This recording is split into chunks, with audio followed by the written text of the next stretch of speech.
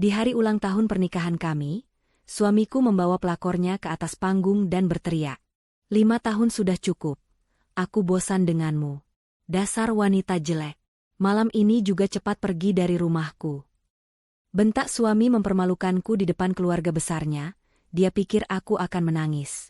Dia pikir aku akan hancur. Sekarang akan kutunjukkan siapa yang hancur setelah ini. Sebelum ceritanya dimulai, silahkan tulis di kolom komentar dari daerah mana saja teman-teman yang menonton cerita ini. Jangan lupa like dan subscribe agar channel ini bisa semakin berkembang dan bisa mempersembahkan cerita yang lebih menarik lagi. Malam itu, taman belakang kediaman Kanza dan Riko disulap menjadi negeri dongeng. Ratusan lampu gantung kecil berkelip di antara sulur-sulur pohon, memantulkan cahayanya pada permukaan kolam renang yang tenang. Aroma lili putih dan mawar peach yang dirangkai di setiap sudut berpadu dengan wangi masakan mewah yang disiapkan oleh koki ternama. Alunan musik klasik dari kuartet gesek menambah kesan elegan pada perayaan ulang tahun pernikahan mereka yang kelima. Ini adalah malam yang Kanza rancang dengan sepenuh hatinya, sebuah monumen cinta untuk 5 tahun perjalanan mereka bersama Riko. Kanza berdiri di dekat panggung kecil, gaun sutra berwarna sampanye yang dikenakannya memeluk tubuhnya dengan sempurna. Ia tersenyum, menyapa setiap tamu yang datang dengan ramah dan hangat. Matanya tidak pernah berhenti mencari sosok Riko, suaminya. 5 tahun lalu, mereka memulai segalanya dari nol. Riko adalah seorang karyawan biasa dengan mimpi besar, dan Kanza adalah wanita yang jatuh cinta pada semangat dan ambisinya. Kanza tidak pernah memberitahu Riko bahwa ia adalah pewaris tunggal dari sebuah kerajaan bisnis yang dibangun oleh keluarganya. Ia ingin dicintai apa adanya, bukan karena harta yang akan dimilikinya. Maka, dengan persetujuan orang tuanya, Kanza hidup sederhana, mendukung Riko dari belakang dengan cara yang tidak kentara. Ketika bisnis Riko membutuhkan suntikan dana, Kanza diam-diam menggunakan sebagian kecil warisannya, menyebutnya sebagai pinjaman dari teman baik. Ketika Riko butuh koneksi, Kanza mengatur pertemuan melalui jaringan ayahnya, menyebutnya sebagai sebuah kebetulan yang beruntung. Rumah mewah ini, mobil sport yang terparkir di garasi, perusahaan yang kini dipimpin Riko dengan jabatan direktur utama, semua itu adalah buah kerja keras Kanza yang dibungkus rapi sebagai pencapaian Riko. Baginya, itu tidak masalah. Kebahagiaan Riko adalah kebahagiaannya. Melihat suaminya berdiri gagah dan dihormati banyak orang adalah hadiah terindah. Malam ini adalah puncaknya. Semua kolega bisnis Riko, teman-teman sosialita, dan keluarga besar mereka berkumpul menjadi satu. Kanza melihat ayah dan ibunya di salah satu meja, tersenyum bangga ke arahnya. Ayahnya selalu sedikit curiga pada Riko, menganggap menantunya itu terlalu cepat naik daun. Namun ibunya selalu menenangkan, meyakini bahwa cinta Kanza telah mengubah Riko menjadi pria yang lebih baik. Kanza berharap malam ini bisa membuktikan kepada ayahnya bahwa Riko adalah pria yang tepat untuknya. Akhirnya ia melihat Riko. Suaminya tampak luar biasa tampan dengan setelan jas mahal, sedang tertawa bersama beberapa investor penting. Kanza menghampirinya, melingkarkan tangannya di lengan Riko. Sayang, pestanya luar biasa, bisik Riko, mencium kening Kanza. Senyum Kanza merekah. Inilah yang ia inginkan. Namun, ada sesuatu yang aneh. Mata Riko tidak sepenuhnya fokus padanya. Beberapa kali, tatapannya melesat ke arah kerumunan, ke sudut taman yang agak remang. Kanza mengikuti arah pandang itu dan melihat seorang wanita yang tidak ia kenal. Wanita itu sangat cantik, dengan rambut hitam panjang tergerai dan gaun merah menyala yang begitu kontras dengan nuansa pesta yang lembut. Ia berdiri sendirian, memegang segelas anggur, dan tatapannya terpaku pada Riko dengan intensitas yang membuat Kanza sedikit tidak nyaman. "Siapa dia, sayang?" tanya Kanza, berusaha terdengar biasa saja. Riko sedikit terkejut. "Oh, itu Maria. Dia klien baru, dari perusahaan properti.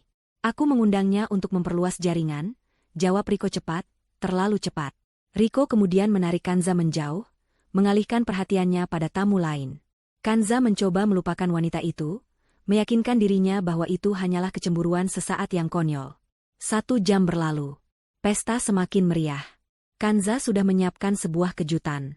Ia akan naik ke panggung dan membacakan pidato cinta yang telah ia tulis, sekaligus mengumumkan hadiah ulang tahun pernikahan dari Kanza untuk Riko. Pengalihan penuh kepemilikan saham mayoritas di salah satu anak perusahaan ayahnya, menjadikannya bukan lagi sekadar direktur, tetapi pemilik sejati. Kado itu bernilai triliunan rupiah. Ia sudah tidak sabar melihat ekspresi bahagia di wajah suaminya.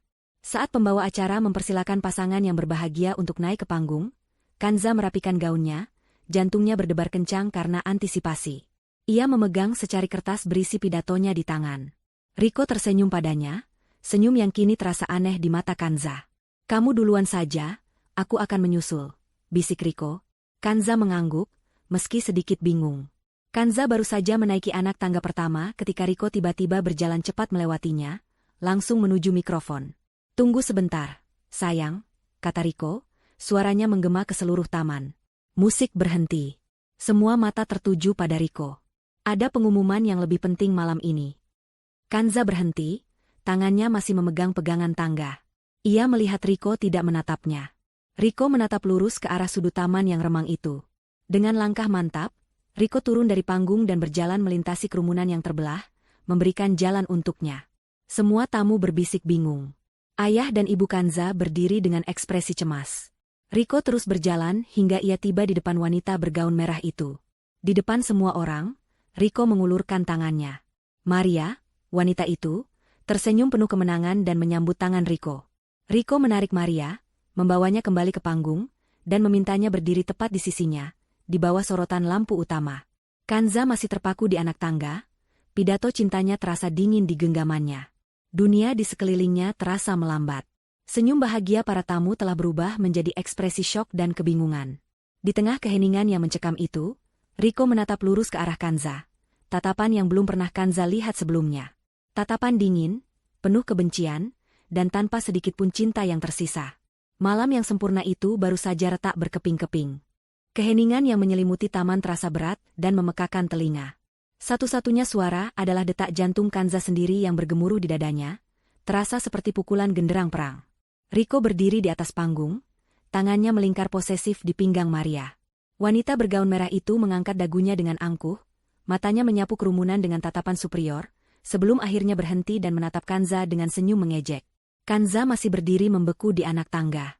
Kertas berisi pidato cinta di tangannya kini terasa seperti selembar sampah. Semua kata-kata indah yang ia rangkai tentang cinta, pengorbanan, dan masa depan bersama, kini terasa seperti lelucon pahit. Ia bisa merasakan ratusan pasang mata tertuju padanya, penuh dengan rasa kasihan, keingintahuan, dan beberapa bahkan dihiasi sedikit kepuasan. Ia adalah tontonan utama dalam sirkus yang diciptakan oleh suaminya sendiri. Riko mengangkat mikrofon lebih dekat ke bibirnya. Wajahnya yang tadinya selalu tersenyum hangat pada Kanza kini berubah menjadi seringai kejam. "Selamat malam semuanya." Riko memulai, suaranya terdengar lantang dan mantap, tanpa sedikit pun keraguan. "Saya tahu kalian semua datang ke sini untuk merayakan ulang tahun pernikahan saya yang kelima dengan Kanza." Ia berhenti sejenak, membiarkan ketegangan meningkat. Lalu, ia menoleh dan menatap Kanza dengan tatapan menghina. "Tapi malam ini, saya ingin mengakhiri semua kepura-puraan ini. 5 tahun sudah cukup. 5 tahun saya terjebak dalam pernikahan yang membosankan ini." Sebuah gumaman terkejut menyebar di antara para tamu. Ayah Kanza, seorang pria yang biasanya tenang dan berwibawa, sudah berdiri dari kursinya. Wajahnya memerah karena amarah, tangannya terkepal erat di sisinya. Ibu Kanza menahan lengannya, air mata sudah menggenang di pelupuk matanya. Mereka ingin berlari ke arah putri mereka, tetapi tatapan Kanza menghentikan mereka. Sebuah tatapan yang entah bagaimana terasa sangat tenang, meminta mereka untuk diam. Riko melanjutkan, suaranya semakin keras dan penuh racun, seolah ingin memastikan setiap kata menusuk Kanza sedalam mungkin. "Aku sudah bosan denganmu, Kanza. Dasar wanita jelek. Lihat dirimu. Kamu tidak pernah bisa merawat diri. Penampilanmu selalu membosankan, tidak ada gairah, tidak ada kehidupan. Kamu pikir dengan semua uangmu kamu bisa membelikanku kebahagiaan? Kamu salah." Setiap hinaan terasa seperti cambukan. Jelek. Membosankan. Kata-kata itu bergema di udara. Kanza selalu berusaha tampil sederhana, agar Riko tidak merasa rendah diri. Ia sengaja tidak menonjolkan kekayaannya agar Riko bisa bersinar. Pengorbanan yang ia anggap sebagai cinta, kini dilabeli sebagai sebuah kekurangan yang memuakan. Dan yang terburuk, Riko meninggikan suaranya, menunjuk ke arah Kanza dengan jari telunjuknya. "Kamu itu mandul. 5 tahun kita menikah, dan kamu tidak bisa memberikanku seorang anak. Seorang penerus. Apa gunanya seorang istri jika tidak bisa menjalankan tugasnya?" Hinaan terakhir itu adalah pukulan telak yang membuat napas Kanza tercekat. Rahasia yang mereka simpan berdua, hasil pemeriksaan dokter yang menyatakan bahwa masalah kesuburan ada pada Riko, bukan pada Kanza, kini diputarbalikan dan digunakan sebagai senjata untuk mempermalukannya di depan umum. Kanza telah berjanji untuk menjaga harga diri suaminya, menanggung beban itu seolah-olah itu adalah kesalahannya. Dan inilah balasannya. Maria tertawa kecil di samping Riko, tawa yang terdengar seperti lonceng kematian bagi pernikahan Kanza. Ia kemudian berbisik sesuatu di telinga Riko, yang membuat Riko tersenyum semakin lebar. Jadi, Kanza, kata Riko dengan nada final, pestanya sudah selesai untukmu. Sekarang, kemasi barang-barangmu dan pergi dari rumahku sekarang juga. Aku tidak mau lagi melihat wajahmu di sini. Rumahku. Kata itu menggantung di udara. Rumah yang dibeli dengan uang Kanza. Rumah yang sertifikatnya jelas-jelas tertulis atas nama Kanza Aulia, nama gadisnya. Kepura-puraan Riko begitu total, hingga ia bahkan lupa pada fakta paling mendasar itu. Di tengah keheningan setelah badai kata-kata itu, semua orang menunggu reaksi Kanza. Mereka menunggu tangisan histeris. Mereka menunggu Kanza jatuh pingsan karena syok dan malu. Mereka menunggu drama seorang wanita yang dihancurkan di hari paling bahagianya. Riko dan Maria pun menunggu dengan senyum puas, yakin bahwa mereka telah berhasil melumpuhkan Kanza sepenuhnya. Namun, apa yang mereka harapkan tidak terjadi. Tidak ada air mata yang jatuh dari mata Kanza. Tidak ada isak tangis yang lolos dari bibirnya. Sebaliknya, setelah beberapa detik yang terasa seperti selamanya, Kanza justru melakukan sesuatu yang tidak terduga. Bibirnya perlahan tertarik ke atas, membentuk sebuah senyuman. Bukan senyum sedih atau senyum yang dipaksakan, melainkan senyum yang tenang, elegan, dan mengandung sesuatu yang membuat bulu kuduk Riko meremang. Sesuatu yang dingin dan berbahaya. Dengan gerakan yang anggun seolah tidak ada apapun yang terjadi, Kanza meremas pelan kertas pidato di tangannya hingga menjadi bola kecil, lalu menjatuhkannya ke lantai. Ia merapikan sedikit gaunnya, mengangkat dagunya tinggi-tinggi, dan mulai berjalan. Bukan berjalan menjauh untuk bersembunyi dalam tangis, tetapi berjalan lurus menuju panggung. Setiap langkahnya mantap dan terukur. Suara hak sepatunya yang beradu dengan lantai marmer, menjadi satu-satunya suara di taman itu, setiap ketukannya seolah menghitung mundur nasib Riko. Kerumunan tamu secara refleks memberinya jalan, menatapnya dengan campuran rasa kagum dan takut. Riko dan Maria menatap kedatangan Kanza dengan bingung. Senyum kemenangan di wajah mereka sedikit memudar, digantikan oleh ekspresi waspada. Mereka mengharapkan korban yang hancur, bukan seorang ratu yang berjalan menuju tahtanya. Kanza tiba di depan panggung. Ia tidak menaiki tangga. Ia hanya berdiri di bawah, menatap lurus ke arah Riko. Matanya yang biasanya memancarkan kehangatan dan cinta, kini berkilat seperti baja yang ditempa dalam api. "Kamu sudah selesai bicara?" tanya Kanza, suaranya terdengar sangat jernih dan stabil, tanpa getaran sedikitpun. Riko tertegun sejenak oleh ketenangan Kanza. "Apa maumu? Cepat pergi dari sini," hardiknya, mencoba mengembalikan kendali. Kanza tersenyum lagi, lebih lebar kali ini. "Belum saatnya aku pergi. Sekarang giliranku." Dengan gerakan yang cepat dan tak terduga, Kanza mengulurkan tangannya ke atas. Sebelum Riko sempat bereaksi, jari-jari lentik Kanza sudah merebut mikrofon dari genggamannya. Ada sedikit perebutan, namun genggaman Kanza begitu kuat dan penuh tekad. Mikrofon itu kini ada di tangannya. Ia tidak naik ke panggung.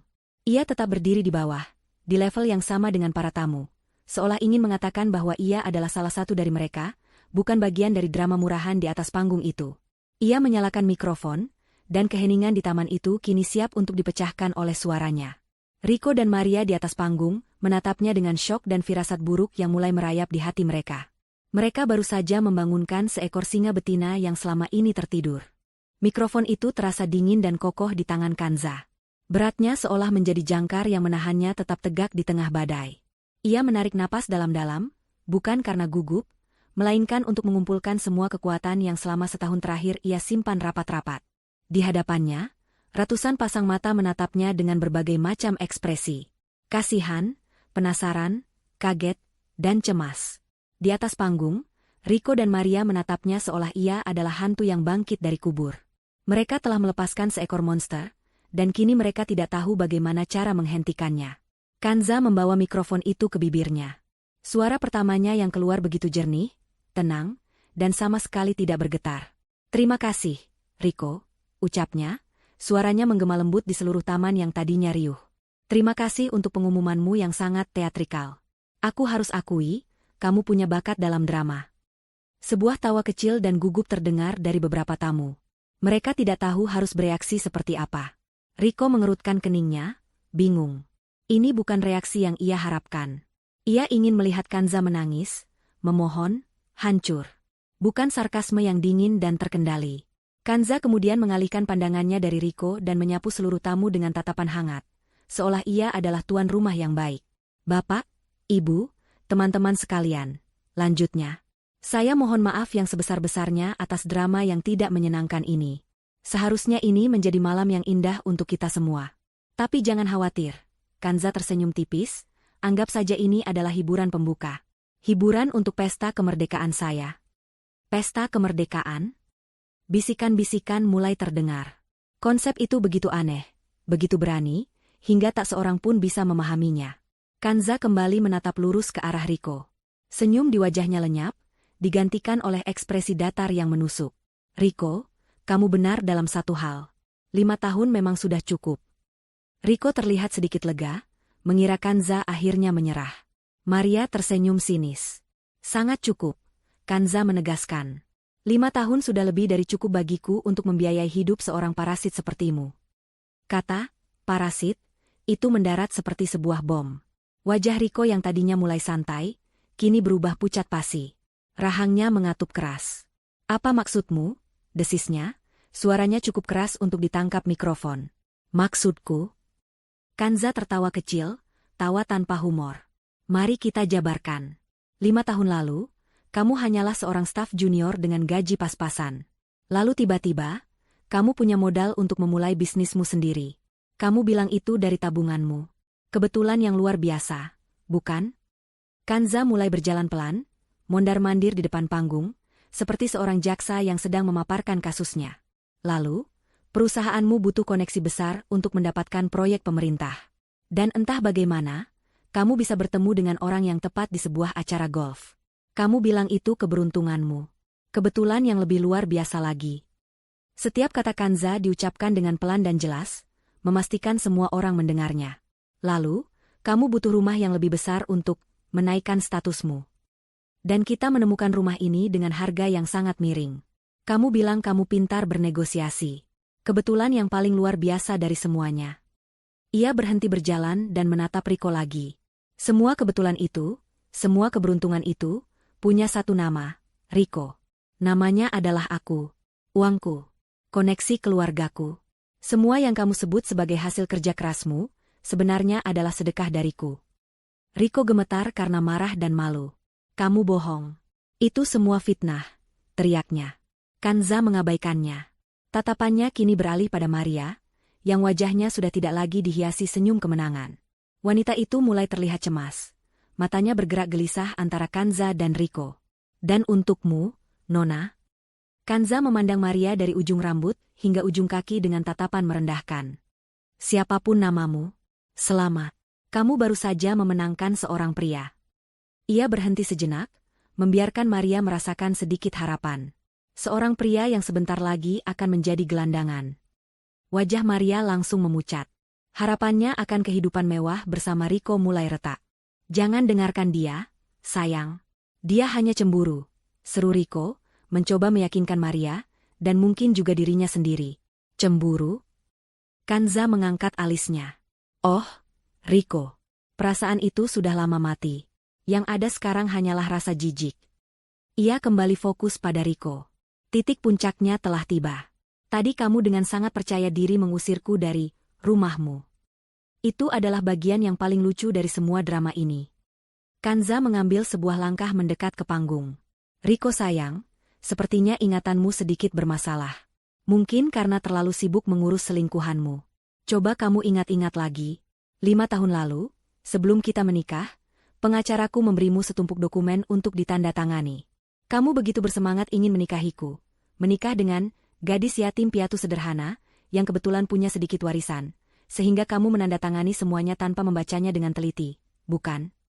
Keringat dingin mulai membasahi dahi Riko. Ia mulai mengingat dokumen itu. Perjanjian pranikah.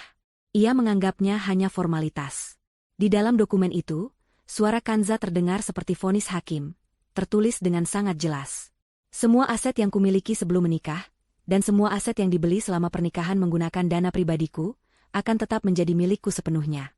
Tidak akan menjadi harta Gonogini. Kanza tersenyum melihat ekspresi horor di wajah Riko. Dan coba tebak, rumah megah ini, Kanza menunjuk ke sekelilingnya, dibeli lunas dengan dana dari rekening pribadiku, sebulan setelah kita menikah. Sertifikatnya ada di dalam brankas, atas nama gadisku, Kanza Aulia. Mobil-mobil mewah di garasi itu, hadiah ulang tahun dariku untuk diriku sendiri. Koleksi jam tangan mahal yang sering kamu pamerkan, semuanya kubelikan untukmu sebagai hadiah, yang berarti secara hukum bisa kuminta kembali. Keheningan total. Bahkan suara jangkrik pun seolah berhenti. Para tamu menahan napas mereka. Dan yang paling penting, Kanza menyimpan pukulan terakhirnya. Perusahaan yang kamu pimpin dengan bangga itu, PT Jaya Abadi. Kamu pikir kamu membangunnya dari nol? Riko, perusahaan itu adalah anak perusahaan dari korporasi milik keluargaku. Aku menempatkanmu di sana sebagai direktur, hanya untuk memberimu sesuatu yang bisa kamu banggakan. Jabatanmu, gajimu, fasilitasmu, semuanya datang dariku.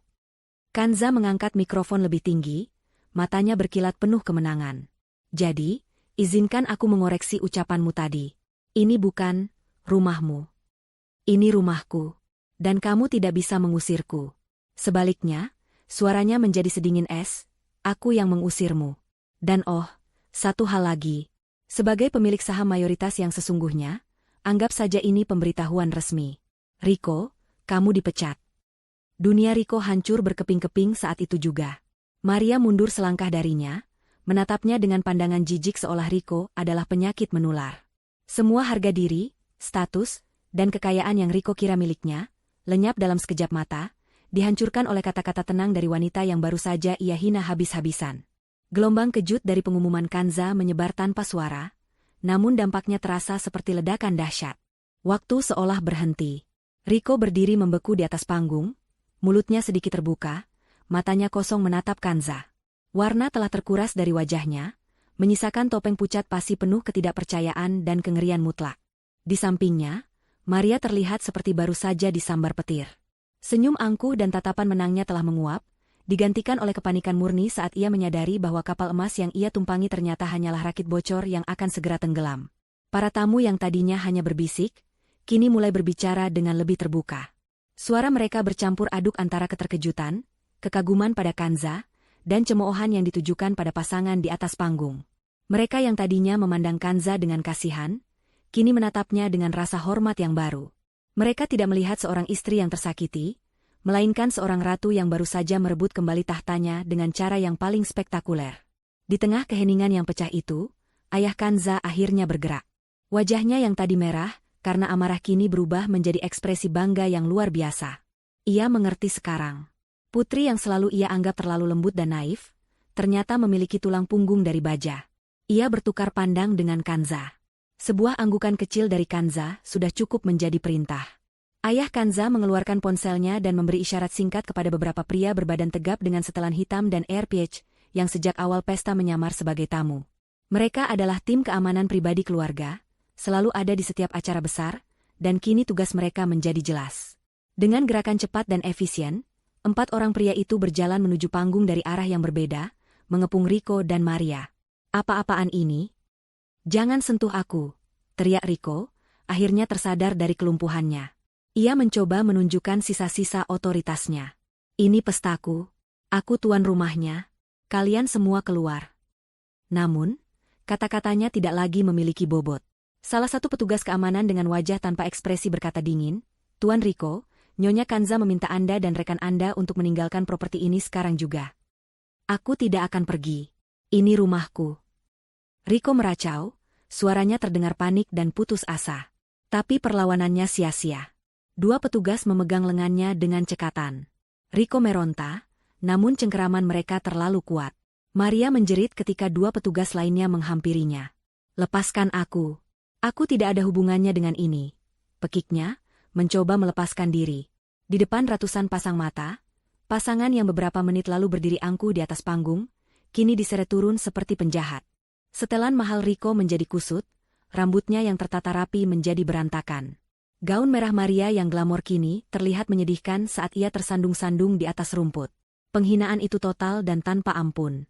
Para tamu tidak ada yang menolong. Mereka hanya menatap dengan dingin atau bahkan merekam kejadian itu dengan ponsel mereka. Sementara eksekusi itu berlangsung, Kanza tetap tenang. Ia mengeluarkan ponselnya, membuka sebuah grup percakapan yang sudah ia siapkan sebelumnya. Grup itu bernama Operasi Hari Kemerdekaan, beranggotakan pengacara, manajer bank pribadinya, dan kepala tim IT perusahaannya. Ia hanya mengetik satu kata, sekarang. Di tempat lain, di kantor mereka masing-masing yang sengaja lembur malam itu, 3 orang profesional langsung beraksi. Di sebuah bank, dengan sekali klik, semua rekening atas nama Riko dibekukan. Semua kartu kredit utama dan tambahan miliknya diblokir. Akses mobile bankingnya dicabut. Dalam waktu kurang dari 30 detik, Riko secara finansial lumpuh total. Di pusat data perusahaan, seorang admin IT dengan cepat mengetik beberapa baris perintah. Akun email Riko dinonaktifkan. Aksesnya ke server perusahaan, data klien, dan semua fasilitas digital lainnya dicabut. Secara virtual, ia dihapus dari perusahaan. Di sebuah firma hukum, seorang pengacara menekan tombol "Kirim" pada email yang sudah disiapkan. Surat pemberitahuan pemutusan hubungan kerja secara resmi dikirimkan ke alamat email pribadi Riko, dengan tembusan ke seluruh dewan direksi. Semua terjadi dalam senyap, cepat, dan mematikan. Seperti operasi militer yang terencana dengan sempurna. Di taman, suara teriakan Riko dan Maria semakin menjauh, hingga akhirnya hilang di telan gerbang utama yang ditutup dengan bunyi debaman keras. Suasana kembali hening. Namun kali ini bukan keheningan yang canggung, melainkan keheningan yang penuh dengan adrenalin dan kekaguman. Kanza kembali mengangkat mikrofonnya. Wajahnya kini terlihat lebih rileks. Beban berat yang ia pikul selama setahun seolah terangkat sudah. Sekali lagi, mohon maaf atas hiburan yang sedikit berlebihan tadi, katanya dengan senyum tulus. Sekarang, mari kita lupakan drama itu. Ia mengangkat gelas sampanye yang baru saja disodorkan oleh seorang pelayan. Pesta ini belum berakhir. Malam ini kita tidak merayakan masa lalu yang penuh kepalsuan. Malam ini, kita merayakan masa depan yang baru. Untuk awal yang baru dan untuk kebebasan. Seruan itu disambut dengan tepuk tangan yang meriah dari para tamu. Ketegangan mencair, digantikan oleh atmosfer perayaan yang sesungguhnya. Musik kembali mengalun, kali ini lebih ceria dan penuh semangat. Para tamu menghampiri Kanza, bukan untuk menghibur, tetapi untuk memberi selamat. Mereka memuji keberaniannya, kecerdasannya, dan kekuatannya. Kanza tidak lagi dilihat sebagai korban, ia adalah seorang pemenang. Di luar gerbang yang kokoh, pemandangannya sangat kontras. Hujan mulai turun, awalnya hanya gerimis, lalu menjadi deras. Riko dan Maria berdiri di tepi jalan, tanpa payung, tanpa tujuan. Riko, dengan tangan gemetar, mengeluarkan ponselnya, mencoba membuka aplikasi mobile bankingnya. Akses ditolak. Ia mencoba kartu kreditnya untuk memesan taksi online. Transaksi gagal. Kepanikan yang nyata mulai menjalari dirinya. Ia membuka emailnya dan melihat subjek yang membuatnya lemas, pemberitahuan pemutusan hubungan kerja. Ia terduduk lemas di trotoar yang basah, jas mahalnya kini kotor dan kuyup. Semua hilang. Rumah, pekerjaan, uang, status. Semuanya lenyap dalam waktu kurang dari 15 menit. Maria menatapnya dengan tatapan paling dingin dan penuh kebencian. Gaun merahnya yang indah kini lengket di tubuhnya, riasannya luntur karena air hujan. Ia tidak lagi melihat pria gagah dan kaya yang ia dambakan. Ia hanya melihat seorang pecundang yang basah kuyup. Jadi, tanya Maria, suaranya setajam pisau. Kita akan tinggal di mana malam ini? Riko hanya bisa menatapnya dengan pandangan kosong. Ia tidak punya jawaban. Ia tidak punya apa-apa lagi. Di tengah hujan lebat, diusir dari dunianya sendiri, ia akhirnya menyadari bahwa karma baru saja memulai tugasnya. Setahun yang lalu, pukul 2 pagi di hari Rabu. Kanza terbangun karena getaran ponsel di meja sebelahnya. Bukan ponselnya, melainkan ponsel Riko yang lupa ia matikan mode getarnya. Biasanya Kanza tidak akan peduli, tapi getaran itu terus berlanjut, menandakan ada pesan masuk bertubi-tubi. Dengan sedikit kesal, Kanza meraih ponsel itu, berniat mematikannya agar tidak mengganggu tidur Riko. Namun, saat layar menyala, sebuah notifikasi pesan singkat terpampang di sana, dari nomor yang tidak diberi nama. Sayang, hotelnya sudah aku booking untuk akhir pekan. Jangan lupa alasan ke istrimu ya. Aku tidak sabar. Dunia Kanza berhenti berputar.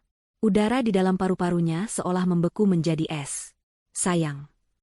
Hotel. Alasan ke istrimu. 3 frasa itu menghantamnya seperti palu godam, meretakan fondasi kepercayaan yang selama 5 tahun ia bangun dengan susah payah. Tangannya gemetar hebat hingga ponsel itu nyaris jatuh. Riko, yang tidur pulas di sebelahnya, sama sekali tidak menyadari badai yang baru saja menerjang jiwa istrinya. Naluri pertamanya adalah membangunkan Riko, melemparkan ponsel itu ke wajahnya, dan menuntut penjelasan. Ia ingin berteriak, menangis, menghancurkan semua barang di kamar itu. Tapi kemudian, sesuatu yang dingin dan logis menahan gejolak emosinya. Apa yang akan ia dapatkan dari konfrontasi? Riko akan berbohong. Ia akan mengarang cerita tentang klien, salah kirim, atau sejuta alasan lain. Ia akan memohon maaf, bersumpah setia, dan Kanza, karena cintanya yang buta, mungkin akan luluh dan memaafkannya. Lalu, Riko akan menjadi lebih berhati-hati, menghapus jejaknya dengan lebih rapi, dan perselingkuhan itu akan terus berlanjut di belakang punggungnya, membuatnya tampak seperti wanita bodoh. Tidak. Kanza menolak menjadi wanita bodoh. Rasa sakit yang tajam itu perlahan berubah menjadi sesuatu yang lain.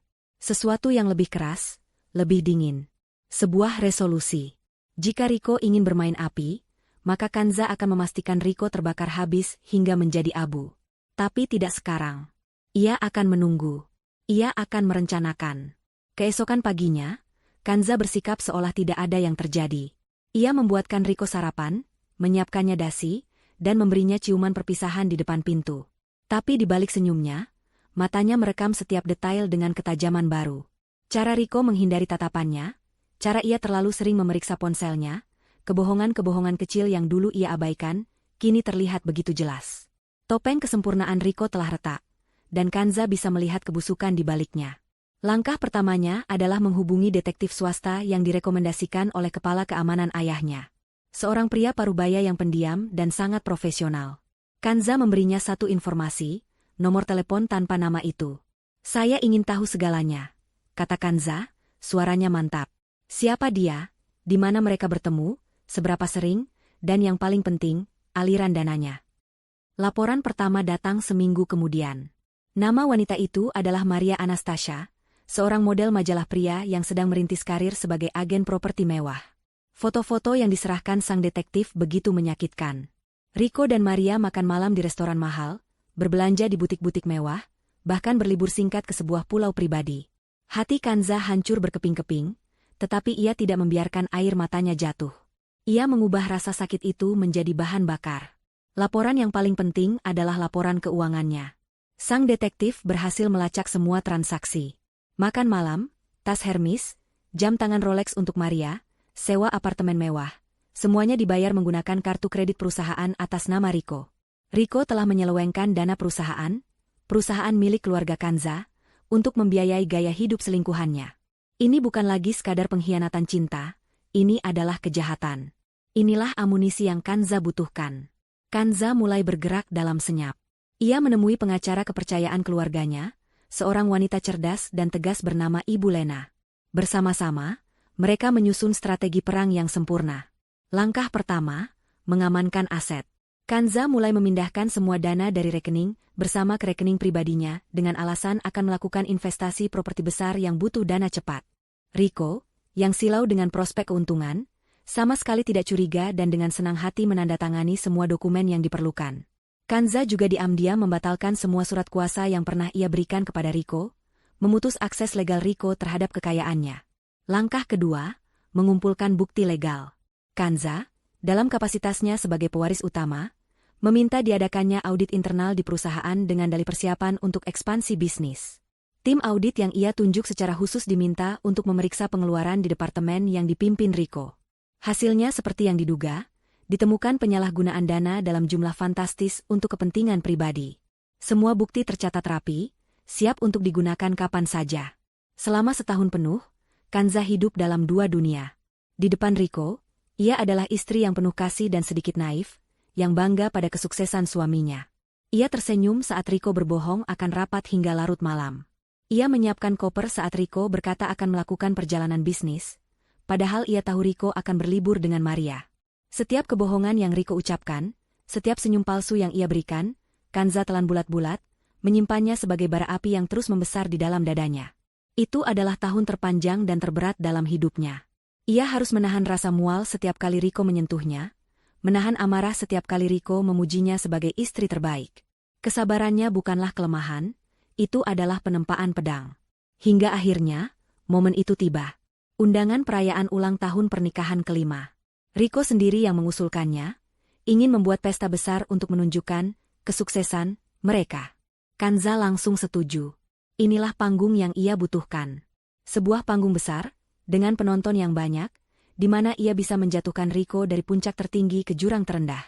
Ia bahkan sengaja membocorkan informasi kepada salah satu teman Maria bahwa Rico akan memberikan kejutan besar di pesta itu, memastikan Maria akan datang untuk menyaksikan kemenangannya. Kanza tahu betul karakter Rico yang arogan dan Maria yang haus pengakuan. Ia memberi mereka tali, dan ia tahu mereka akan menggunakannya untuk menggantung diri mereka sendiri. Seminggu sebelum hari H, Kanza bertemu untuk terakhir kalinya dengan Ibu Lena di kantor pengacara. Semua dokumen sudah siap.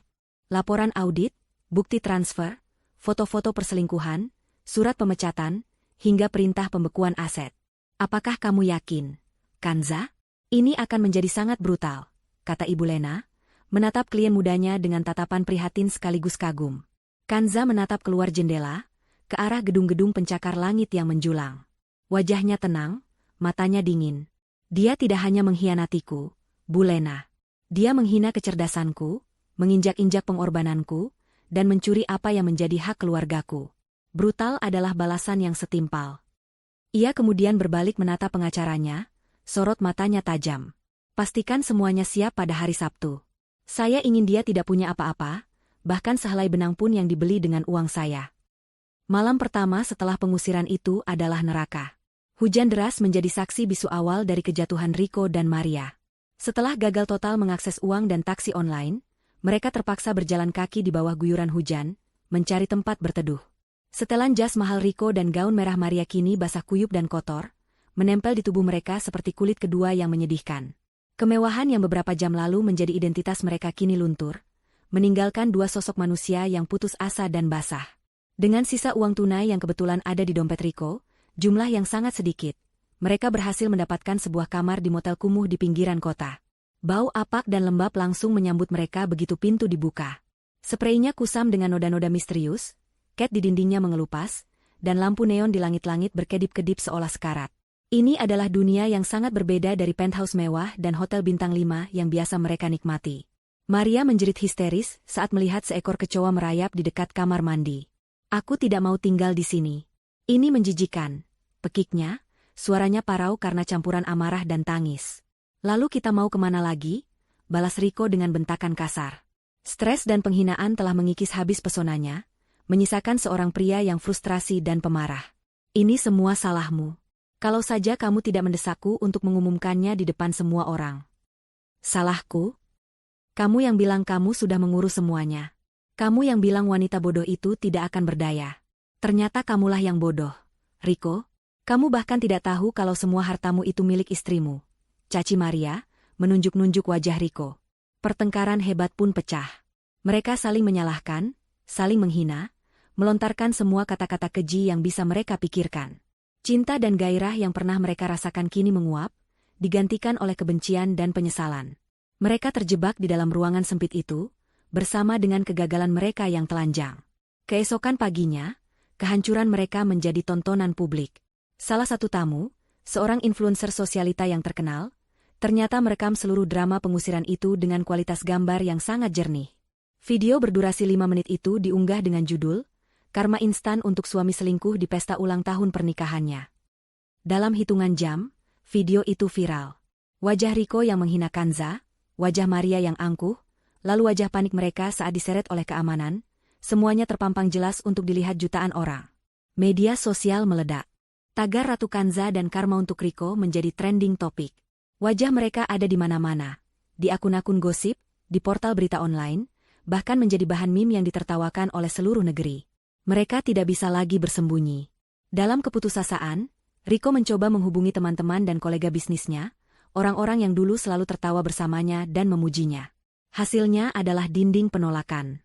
Beberapa langsung menutup telepon begitu mendengar suaranya. Yang lain memberikan alasan sibuk yang dibuat-buat. Salah satu dari mereka, yang Rico anggap sebagai teman terdekat, berkata jujur dengan nada dingin. Jangan hubungi aku lagi, Rico. Aku tidak mau bisnisku hancur karena berasosiasi denganmu. Kamu salah memilih musuh. keluarga Kanza bukan orang sembarangan. Riko akhirnya mengerti. Semua rasa hormat dan persahabatan yang ia kira miliki, ternyata hanya ditujukan pada status dan uang Kanza. Tanpa itu semua, ia bukan siapa-siapa. Maria pun mengalami hal yang sama. Agensi modelnya langsung memutuskan kontrak. Teman-teman sosialitanya memblokir nomornya. Butik-butik langganannya menolak namanya masuk daftar tunggu. Reputasinya sebagai pelakor viral telah menghancurkan semua pintu yang pernah terbuka untuknya. Setelah beberapa hari hidup dari sisa uang tunai yang semakin menipis, kenyataan pahit menghantam mereka. Mereka butuh uang untuk bertahan hidup. Maria, dengan enggan, mengusulkan untuk menjual beberapa aset investasinya. Tas-tas dan perhiasan mewah yang ia kumpulkan, hadiah dari Riko. Mereka pergi ke sebuah toko barang mewah bekas yang terletak di sebuah ruko sederhana. Maria berjalan masuk dengan sisa-sisa keangkuhannya, meletakkan tas Hermes Birkin berwarna oranye kesayangannya di atas meja kaca. Tas itu adalah simbol kemenangannya atas Kanza, hadiah yang diberikan Riko saat mereka merayakan keberhasilan sebuah proyek besar. Pemilik toko, seorang pria tua dengan kacamata tebal, memeriksa tas itu dengan teliti. Ia meraba jahitannya, memeriksa cap logo, dan menelitinya di bawah lampu. Setelah beberapa menit yang menegangkan, ia meletakkan tas itu kembali dengan pelan. "Maaf, Nona, ini barang palsu. Kualitasnya sangat bagus, replika super, tapi tetap saja palsu," katanya dengan nada datar. Dunia Maria runtuh untuk kedua kalinya. "Tidak mungkin. Ini asli. Suami saya membelinya langsung dari butik seharga ratusan juta," bantahnya, suaranya meninggi. Pria tua itu hanya tersenyum tipis. "Kalau begitu, seharusnya ada sertifikat dan kwitansi pembeliannya, kan?" Maria menoleh pada Riko dengan tatapan menuntut. Riko hanya bisa menunduk. Wajahnya pucat. Aku membelinya dari sumber lain," gumamnya, tidak berani menatap mata Maria. Kebenaran yang mengerikan itu akhirnya terungkap di tengah toko yang pengap itu. Riko tidak pernah membelikannya tas asli. Ia bahkan tidak mampu membelinya. Riko kemudian mengaku bahwa tas itu ia beli menggunakan cicilan kartu kredit perusahaan. Kartu yang kini sudah terblokir dan tagihannya menjadi hutang pribadi yang harus ia tanggung. Maria menatap Riko, bukan lagi dengan amarah, tetapi dengan rasa jijik yang mendalam. Pria yang ia puja, pria yang ia kira akan memberinya dunia, ternyata hanyalah seorang penipu besar. Semua kemewahan yang ia nikmati bersamanya adalah ilusi yang dibangun di atas kebohongan dan uang curian. "Kau pembohong," desis Maria. Tanpa berkata apa-apa lagi, ia menyambar tas palsu itu dan berlari keluar dari toko, meninggalkan Riko yang berdiri terpaku, hancur oleh kebohongannya sendiri yang kini berbalik menghantuinya. Di motel kumuh itu, di antara barang-barang mewah palsu lainnya, mereka akhirnya menyadari bahwa hubungan mereka, sama seperti barang-barang itu, tidak pernah nyata sejak awal. Sementara Riko dan Maria tenggelam dalam kubangan lumpur yang mereka ciptakan sendiri, Kanza justru sedang menata ulang dunianya dengan presisi seorang arsitek ulung. Sehari setelah pesta itu, ia tidak mengambil waktu untuk meratapi pengkhianatan. Sebaliknya, ia mengenakan pantsuit berwarna biru tua yang tajam, menata rambutnya dengan sanggul yang rapi dan elegan, lalu berjalan memasuki gedung megah milik korporasi keluarganya, bukan sebagai pengunjung, tetapi sebagai penguasa. Rapat Dewan Direksi Darurat diadakan pagi itu. Ruangan itu dipenuhi oleh pria-pria parubaya dan senior, para veteran bisnis yang telah mengabdi pada ayahnya selama puluhan tahun. Mereka semua mengenal Kanza sebagai putri tunggal bos mereka yang manis dan pendiam, istri dari Riko yang brilian. Saat Kanza masuk dan duduk di kursi utama yang kosong, kursi CEO, ada keraguan yang jelas di udara. Mereka menghormatinya sebagai pewaris, tetapi mereka meragukan kemampuannya sebagai pemimpin. Mereka mengira ini hanyalah reaksi emosional seorang wanita yang baru saja dipermalukan, sebuah perebutan kekuasaan yang impulsif. Kanza membiarkan keheningan menyelimuti ruangan selama beberapa saat, menatap setiap anggota dewan satu persatu dengan tatapan tenang yang sulit diartikan. Ia tidak memulai dengan cerita tentang masalah pribadinya. Ia tidak mencari simpati.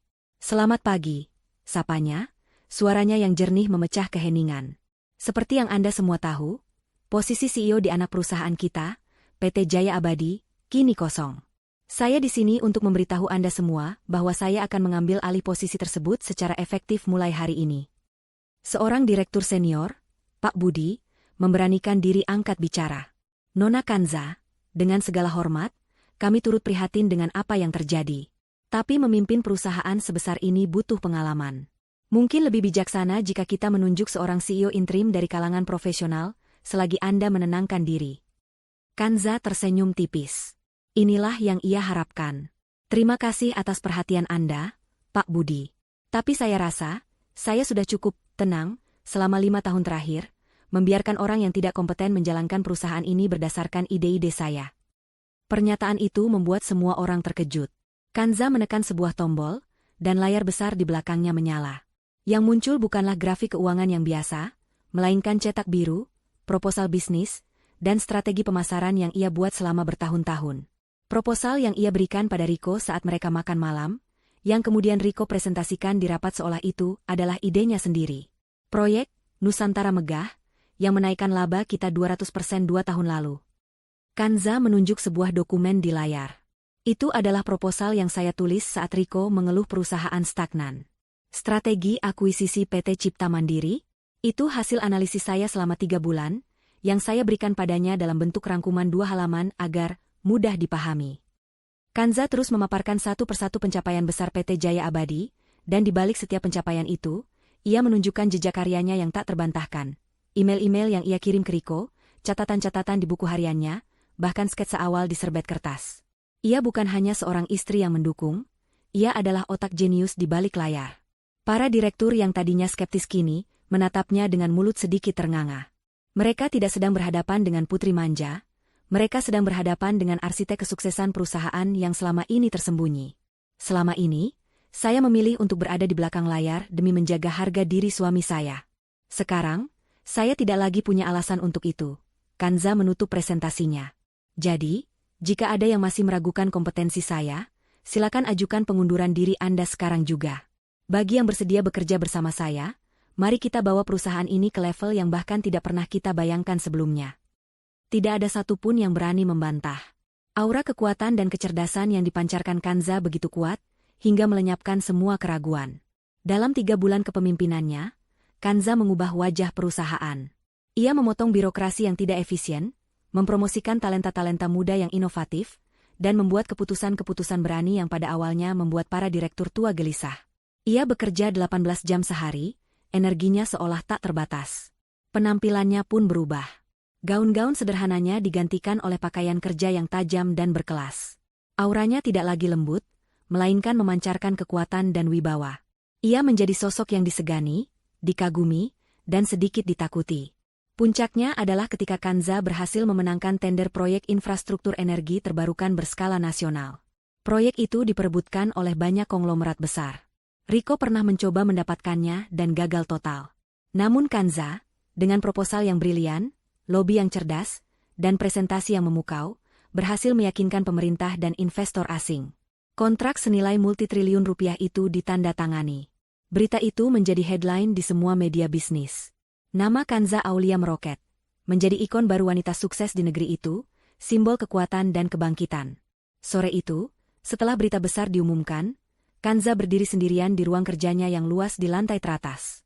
Ruangan yang sama tempat Riko dulu duduk, dan merasa seperti raja dunia. Kanza menata pemandangan kota dari balik jendela kaca raksasa, merasa puas, tetapi juga sedikit hampa. Kemenangan ini terasa manis, namun ia sadar ia telah melalui pertempuran yang menguras emosinya. Tiba-tiba, sekretarisnya masuk membawa sebuah karangan bunga yang sangat besar dan indah. Ratusan kuntu mawar putih yang mekar sempurna. Kanza mengerutkan kening, ia tidak merasa memesan atau mengharapkan bunga dari siapapun. Dari siapa ini? Tanyanya. Tidak ada nama pengirimnya, Bu. Hanya ada satu kartu kecil. Jawab sekretarisnya sambil meletakkan karangan bunga itu di atas meja. Kanza mendekat, aroma wangi mawar yang lembut menyambutnya. Ia mengambil kartu kecil berwarna gading yang terselip di antara bunga-bunga. Tulisan tangan di dalamnya singkat, tegas, namun terasa sangat hangat. Hanya ada satu kalimat. Aku selalu tahu kamu luar biasa. D. Kanza mematung sejenak, membaca ulang tulisan itu. D. Hanya satu inisial.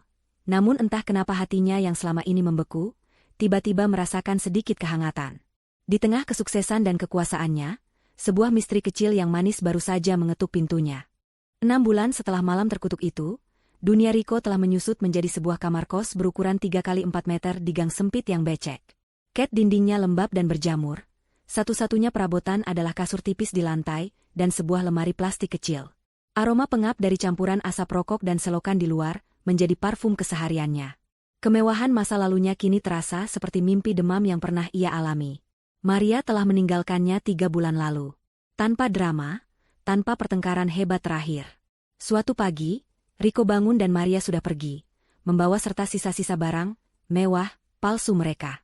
Hanya secari kertas yang ditinggalkan di atas lantai. Aku tidak bisa hidup seperti ini. Semoga berhasil. Rico bahkan tidak merasakan sakit hati, hanya kehampaan. Ia sudah terlalu lelah untuk merasakan emosi apapun. Untuk bertahan hidup, ia terpaksa melakukan pekerjaan apapun yang bisa ia dapatkan. Ia pernah menjadi kuli bangunan di bawah terik matahari, mengangkat semen dan batu bata hingga punggungnya terasa patah. Ia pernah menjadi petugas kebersihan di sebuah pusat perbelanjaan, mengepel lantai yang kotor dan membersihkan toilet, seringkali harus menahan malu saat ada pengunjung yang menatapnya terlalu lama, seolah mengenali wajahnya yang pernah viral. Tangannya yang dulu terbiasa memegang pulpen mahal dan setir mobil sport, kini kapalan dan kotor. Di malam hari, saat ia berbaring di kasurnya yang keras, penyesalan datang menggerogotinya seperti tikus. Awalnya, yang ia sesali adalah kehilangan uang dan status. Ia merindukan apartemen mewahnya, mobilnya, rasa hormat di mata orang lain. Namun seiring berjalannya waktu, penderitaan fisik dan penghinaan terus-menerus mulai mengikis arogansinya, memaksanya untuk melihat lebih dalam. Ia mulai mengingat Kanza. Bukan Kanza sang ratu bisnis yang menghancurkannya, tetapi Kanza istrinya. Ia ingat bagaimana Kanza selalu menyiapkan air hangat untuknya mandi saat ia pulang kerja.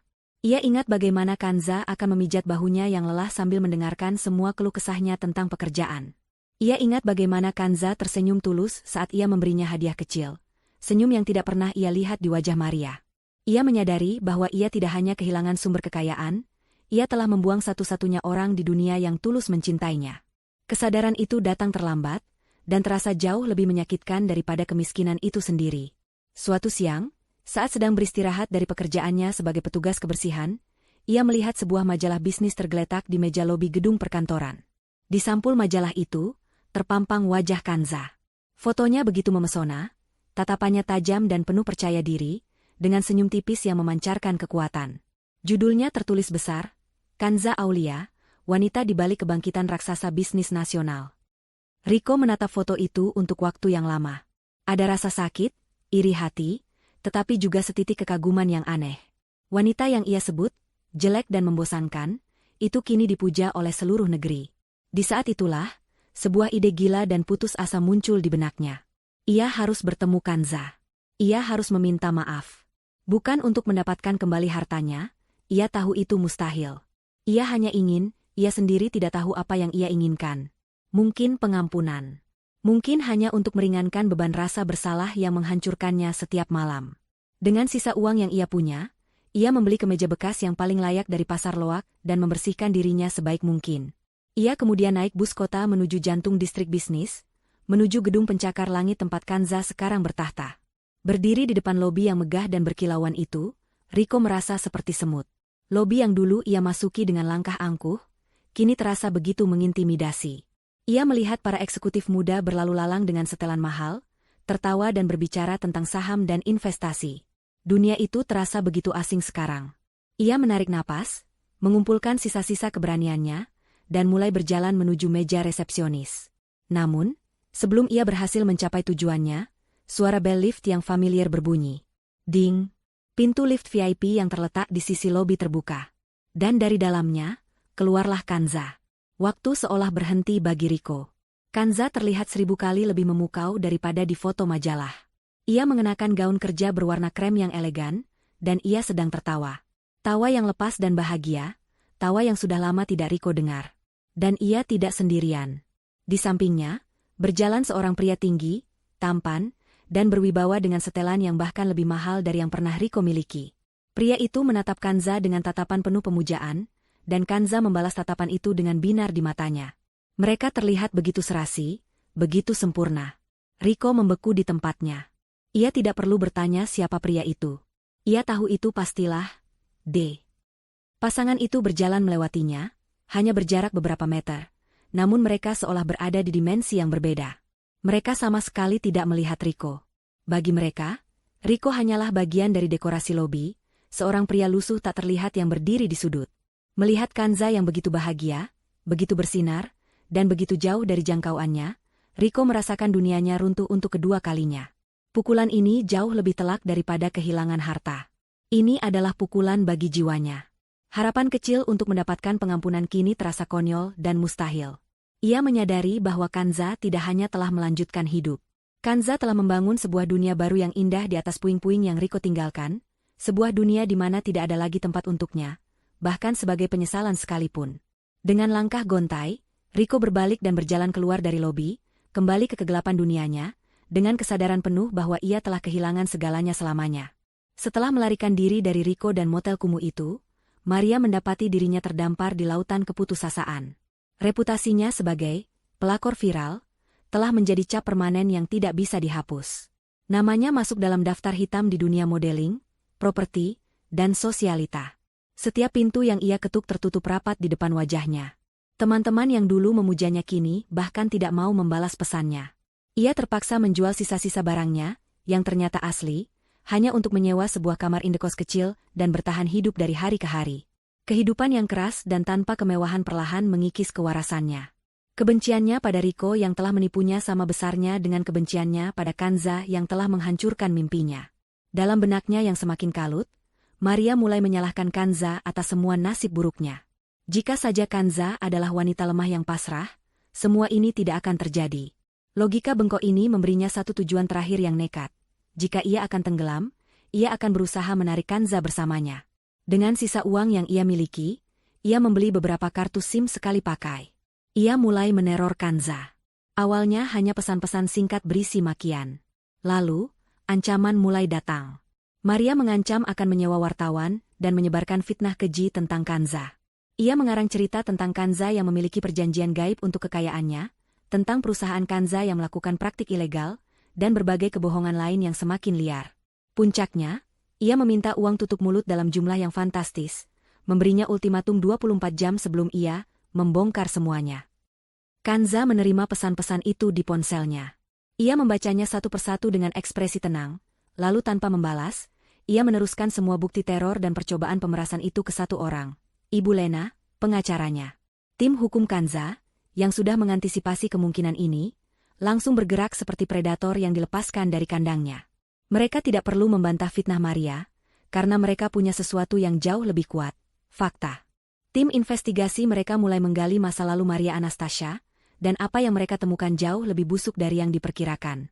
Ternyata, Maria bukanlah sekadar model atau agen properti. Ia adalah seorang penipu kambuhan. Jejak digitalnya menunjukkan pola yang jelas.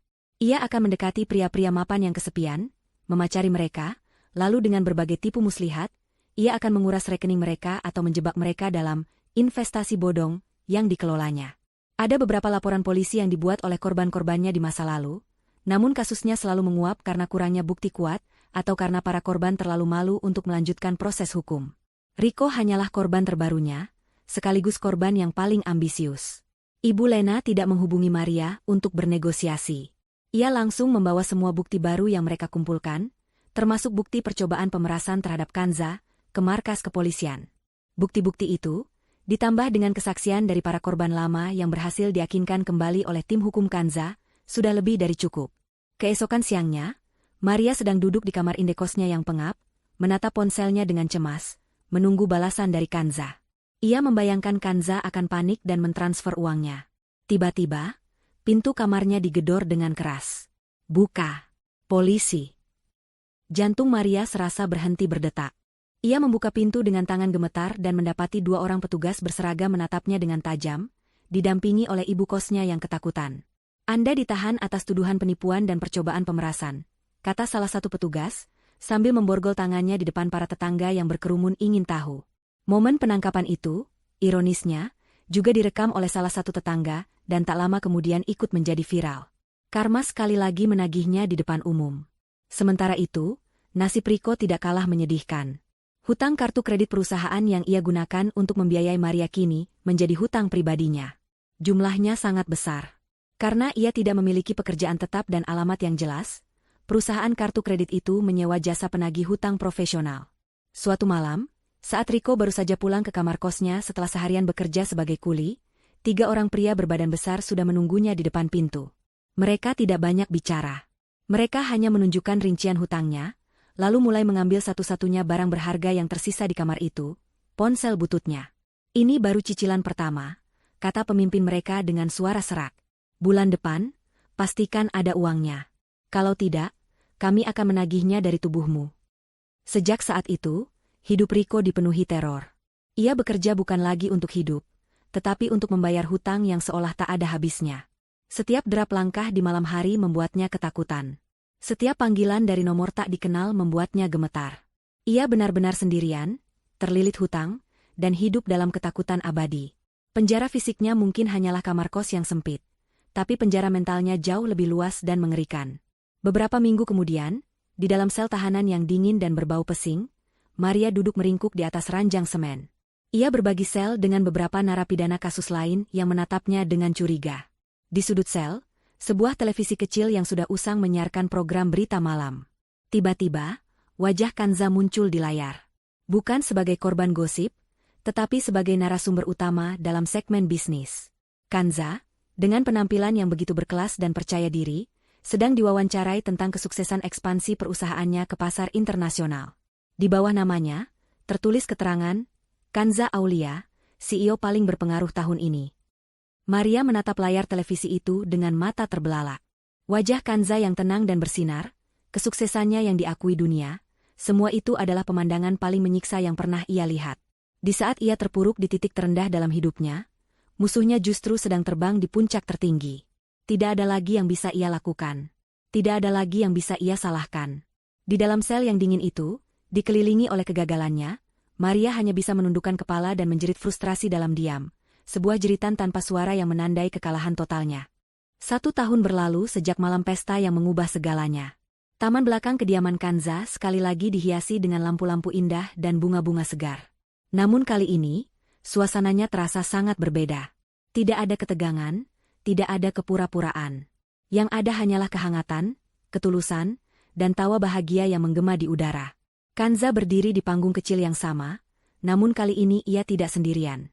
Di sisinya berdiri seorang pria yang menatapnya dengan cinta dan kekaguman yang tulus. Pria itu adalah Damar, sang pengirim mawar putih misterius. Ternyata, bukanlah orang baru. Damar adalah sahabat masa kecil Kanza, sekaligus rival bisnis keluarganya yang selalu menaruh hormat padanya. Ia telah lama mengagumi kecerdasan Kanza dari jauh, dan ketika mendengar berita kehancuran pernikahan Kanza, ia menjadi orang pertama yang hadir untuk menawarkan dukungan, bukan sebagai oportunis, tetapi sebagai kawan sejati. Hubungan mereka tumbuh secara alami dari pondasi rasa saling menghormati dan pengertian. Malam ini, Kanza tidak merayakan pencapaian bisnisnya. Ia mengadakan pesta untuk meresmikan sebuah yayasan yang telah lama ia impikan, Yayasan Pelita Asa. Sebuah organisasi nirlaba yang didedikasikan untuk membantu perempuan dan anak-anak korban kekerasan dalam rumah tangga, memberi mereka perlindungan hukum, konseling psikologis, dan pelatihan keterampilan agar bisa mandiri. Kanza mengambil mikrofon, gaunnya yang berwarna biru langit berkilauan di bawah cahaya lampu. Ia menatap wajah-wajah bahagia di hadapannya, keluarganya, sahabat-sahabatnya, para staf yayasan, dan yang terpenting, beberapa perempuan hebat yang merupakan penerima manfaat pertama dari yayasannya. Setahun yang lalu, di tempat ini, saya belajar sebuah pelajaran berharga. Kanza memulai pidatonya, suaranya terdengar mantap dan penuh kehangatan. Saya belajar bahwa terkadang, hal terburuk yang terjadi dalam hidup kita justru bisa menjadi awal dari sesuatu yang terbaik. Saya belajar bahwa kekuatan sejati bukanlah tentang tidak pernah jatuh, melainkan tentang bagaimana kita memilih untuk bangkit kembali. Ia tidak menyebut nama Riko. Ia tidak menyinggung soal pengkhianatan. Masa lalu itu sudah tidak lagi memiliki kuasa atas dirinya. Malam ini, kita tidak merayakan kemenangan atas kegelapan. Kita merayakan kekuatan cahaya. Setiap dari kita memiliki pelita di dalam diri. Yayasan ini hanyalah sebuah upaya kecil untuk membantu menyalakan kembali pelita-pelita yang mungkin sempat meredup karena badai kehidupan. Karena kemenangan yang sebenarnya bukanlah balas dendam, melainkan membangun kebahagiaan baru di atas puing-puing masa lalu. Tepuk tangan meriah membahana di seluruh taman. Damar menggenggam tangan Kanza dengan erat, senyum bangga terukir di wajahnya. Kanza telah berhasil mengubah racun paling mematikan dalam hidupnya menjadi obat yang bisa menyembuhkan orang lain. Jauh dari gemerlap pesta itu, di sebuah underpass yang remang dan berbau asap knalpot, seorang pria dengan seragam petugas kebersihan berwarna oranye sedang menyapu sampah. Wajahnya kusam, bahunya membungkuk karena lelah, dan tatapan matanya kosong. Pria itu adalah Riko. Inilah kehidupannya sekarang. Bekerja dari malam hingga pagi, membersihkan kotoran orang lain, hidup dalam bayang-bayang hutang dan ketakutan, lalu tidur di kamar kosnya yang sempit saat matahari terbit. Tiba-tiba, sebuah videotron raksasa yang menempel di gedung di seberang jalan menyala, menayangkan sebuah iklan layanan masyarakat. Wajah Kanza yang tersenyum lembut memenuhi layar. Di bawahnya tertulis slogan Yayasan Pelita Asa, "Anda tidak sendirian. Mari bangkit bersama." Riko berhenti menyapu. Ia mendongak dan menatap layar itu, ke arah wajah wanita yang pernah menjadi miliknya. Tidak ada lagi amarah atau kebencian di dalam dirinya. Yang tersisa hanyalah kehampaan yang luas dan penyesalan yang begitu dalam hingga terasa seperti lubang hitam di dadanya. Ia melihat kebahagiaan Kanza, kesuksesannya, kebaikannya, dan ia sadar sepenuhnya apa yang telah ia buang. Inilah karmanya. Bukan penjara atau siksaan fisik, melainkan kesadaran abadi akan surga yang telah ia hilangkan, yang harus ia saksikan dari neraka yang ia ciptakan sendiri. Adegan terakhir beralih kembali ke Taman Kanza. Pesta formal telah usai. Kini, taman itu dipenuhi oleh suara tawariang anak-anak dari sebuah panti asuhan yang sengaja ia undang. Kanza, setelah melepas sepatu hak tingginya, berlari-larian di atas rumput, bermain kejar-kejaran bersama mereka. Ia tertawa lepas, tawa yang benar-benar bebas dari beban masa lalu. Damar memperhatikannya dari kejauhan, tersenyum. Kanza tidak membutuhkan seorang anak untuk menjadi seorang ibu. Ia telah menjadi ibu bagi banyak orang. Ia tidak membutuhkan seorang suami untuk merasa utuh. Ia telah menemukan keutuhan di dalam dirinya sendiri. Kanza telah menang. Bukan dengan menghancurkan musuh-musuhnya, tetapi dengan cara yang paling elegan dan memuaskan. Dengan menjadi bahagia. Benar-benar bahagia. 3 tahun kemudian. Angin laut yang membawa aroma garam bertiup lembut, memainkan helai-helai rambut Kanza yang tergerai bebas. Ia duduk di teras sebuah villa pribadi yang bertengger di atas tebing, menatap cakrawala di mana matahari perlahan tenggelam, melukis langit dengan palet warna jingga, ungu, dan emas. Debur ombak yang menghantam bebatuan di bawah menjadi musik latar yang menenangkan, sebuah simfoni alam yang jauh dari kebisingan dan intrik dunia korporat. Ini adalah liburan pertamanya dalam 3 tahun yang benar-benar ia nikmati, tanpa membawa beban pekerjaan. Di sebelahnya, Damar meletakkan 2 cangkir teh hangat di atas meja rotan. Ia tidak mengatakan apa-apa, hanya duduk di samping Kanza, ikut memandang keindahan yang sama. Keheningan di antara mereka tidak pernah canggung. Itu adalah keheningan yang nyaman, penuh dengan pengertian dan kebersamaan yang telah terjalin kuat selama 3 tahun terakhir. Hubungan mereka tidak dimulai dengan ledakan gairah, melainkan tumbuh perlahan dari benih persahabatan, rasa saling menghormati, dan kekaguman atas kecerdasan masing-masing. Damar tidak pernah terintimidasi oleh kekuasaan Kanza. Sebaliknya, ia adalah penantang sekaligus pendukung terbesarnya. Sudah tidak terpikir lagi tentang proposal ekspansi ke Eropa? Tanya Damar, memecah keheningan dengan nada menggoda. Kanza tertawa kecil, suara tawa yang kini terdengar begitu lepas dan ringan. Untuk 5 menit ke depan, tidak, jawabnya. Aku sedang mencoba menikmati seni tidak melakukan apa-apa. Ternyata lebih sulit dari yang kubayangkan. Itu karena pikiranmu tidak pernah berhenti bekerja, sahut Damar sambil tersenyum.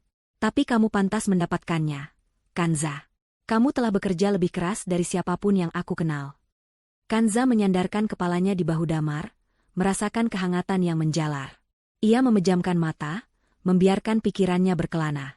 3 tahun telah berlalu, namun gema dari malam pesta itu terkadang masih terasa, bukan sebagai luka yang perih, tetapi sebagai pengingat akan seberapa jauh ia telah melangkah. Kebangkitannya di dunia bisnis memang spektakuler. Ia telah melipat gandakan aset perusahaan, membawa namanya ke kancah internasional, dan menjadi salah satu tokoh paling berpengaruh di negeri ini. Ia dihormati, disegani, dan menjadi inspirasi. Namun, kemenangan terbesarnya bukanlah angka-angka di laporan keuangan atau artikel pujian di majalah bisnis. Kemenangan terbesarnya adalah menemukan kembali dirinya sendiri. Selama 5 tahun pernikahannya dengan Riko, ia hidup dalam kebohongan yang ia ciptakan sendiri.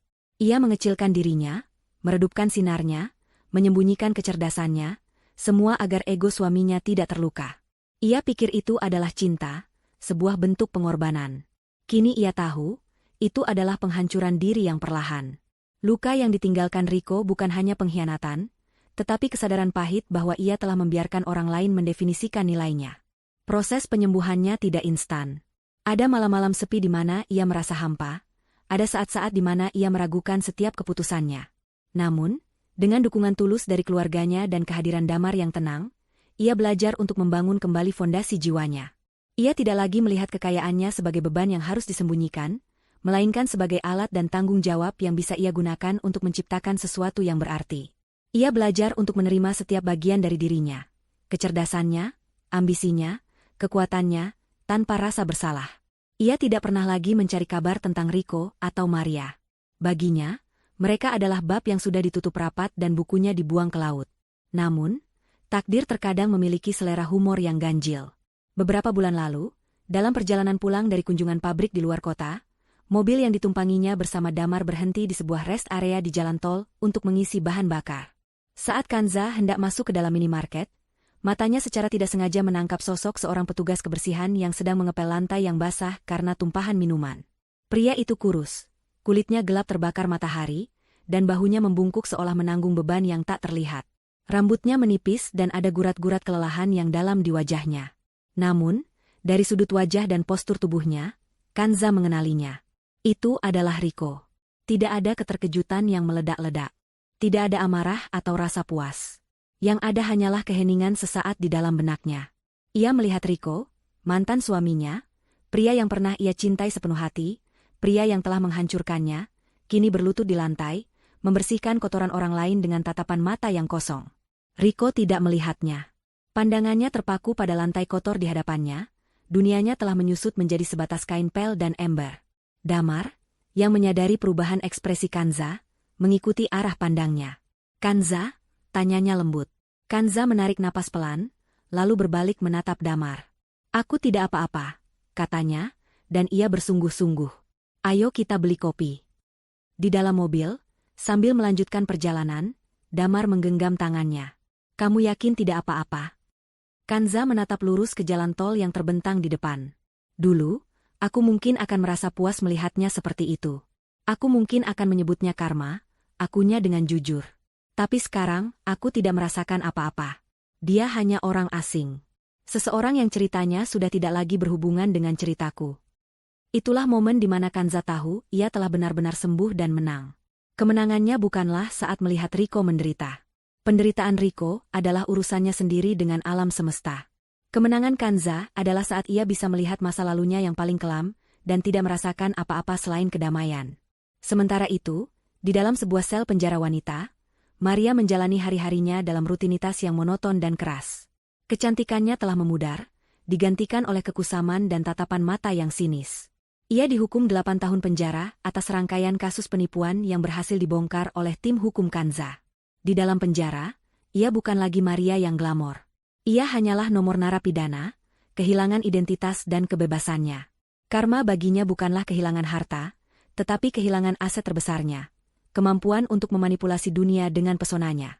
Kembali ke teras villa, saat matahari hampir sepenuhnya lenyap di ufuk barat, Kanza membuka matanya.